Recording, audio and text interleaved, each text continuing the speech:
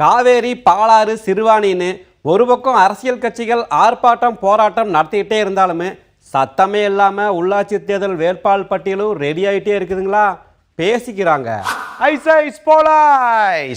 தலைவா, சட்டமன்ற தேர்தல் நடந்தப்போ தலைவர் தளபதினு ஆதரவு தேடி வந்த கழக உடன்பிறப்புகள் விட்டதை பிடிக்க உள்ளாட்சியில சீட்டு வாங்கி ஆகணும்னு அறிவாலயத்துல தவம் இருக்கிறாங்களா சொல்லிக்கிட்டாங்க. வழக்கமா உள்ளாட்சி தேர்தல்னு சொன்னா மாவட்டங்களோட பரிந்துரைக்கு தான் முக்கியத்துவம் இருக்குமா. ஆனா சட்டமன்ற தேர்தல் வேட்பாளர் பட்டியல்லையே அந்த மரபு உடைஞ்சு போச்சான். அதனால தான் எல்லாரும் அறிவாலயத்தையே அப்ரோச் பண்றாங்களாமா.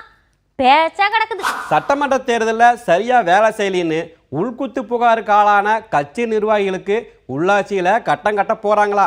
அதிகமான இடங்களை பிடிக்க செல்வாக்கான ஆளை கொண்டு வாங்கன்னு மாவட்டங்களுக்கு அறிவாலயத்தில் உத்தரவு போட்டிருக்காங்களா. பேசிக்கிட்டாங்க. ஐயா, மாவட்டந்தோறும் கூட்டம் போட்ட தேமுதிக தனியா களத்துல இறங்க ஏற்பாடுகளோட இருக்காங்களாம். உள்ளாட்சியில கூட்டணி தேவையில்லைன்னு மேல்மட்ட தலைவர்கள் கிட்ட கேப்டன் சொல்லி வச்சிருக்காராம். ஆனா பாராளுமன்றத்துக்கு மாற்றம் உண்டா பேசிக்கிட்டுதாங்க ஐயா.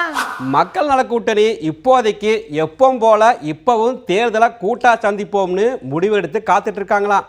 கூட்டணியா போட்டி போட்டா அதிக இடங்களை பிடிக்க வாய்ப்புன்னு தலைவர்களும் நம்புறாங்களா. நமக்கு என்னங்க தெரியும், வெளியே பேசிக்கிறாங்க. இன்னொரு பக்கம் தலைவா, சைக்கிள்ல கிளம்பி தென்னந்தோப்புல அடைக்கலமான தமாக உள்ளாட்சி தேர்தலை சந்திக்க தெம்பா இருக்காங்களா. சட்டமன்ற தேர்தலுக்கு கார்டன் பக்கம் வீசின காத்து உள்ளாட்சிக்கு அறிவாலயம் பக்கம் வீசுதான். கோபாலபுரத்துல சந்திப்புக்கும் வாய்ப்பா பேசிக்கிட்டாங்க. தலைவர் இல்லாம தவிக்கும் கை கட்சி, கூட்டணி சேர ஆள் இல்லாம இருக்கும் தாமரை கட்சின்னு ரெண்டு தேசிய கட்சியும் உள்ளாட்சியில தனியா நின்று கெத்த காட்டுவோம் அப்படின்னு சொல்லி போட்டு மேலிடத்துக்கு சொல்லி வச்சிருக்கிறாங்களாமா.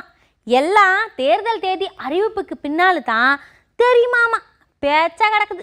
இன்னொரு பக்கம் மற்ற கட்சிகளோட செயல்பாடுகள் நோட்டை விடும் ஆளுங்கட்சி 100க்கு 100 நமக்கு தானே தெம்பா இருக்காங்களா. கட்சி பொறுப்பாளர்கள் மாற்றம் நீக்கம்னு அறிவிப்புகளும் தொடருமா.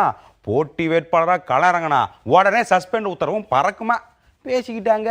ஐயா, சட்டமன்ற கூட்டம் நடந்துகிட்டு இருக்கும் போதே மாவட்டம் மந்திரி 2 பதவியும் இழந்த தென் மாவட்ட அமைச்சர் அந்த எம்பிக்கும் எனக்கும் எந்த தொடர்பும் இல்லைன்னு விளக்கம் கொடுத்திருக்காராம். தாது மணல் தொடர்பும் இல்லைன்னு மறுத்திருக்காராம். அதனால மாவட்ட பதவி மறுபடி கிடைக்க வாய்ப்பா. ஆனா எம்எல்ஏ பதவியை ராஜினாமா செய்ய சொல்லத்தான் கார்டன்ல விசாரணைன்னு எதிர் குரூப் கிளப்பி விடுறாங்களா. பேசிக்கிட்டுதாங்க ஐயா.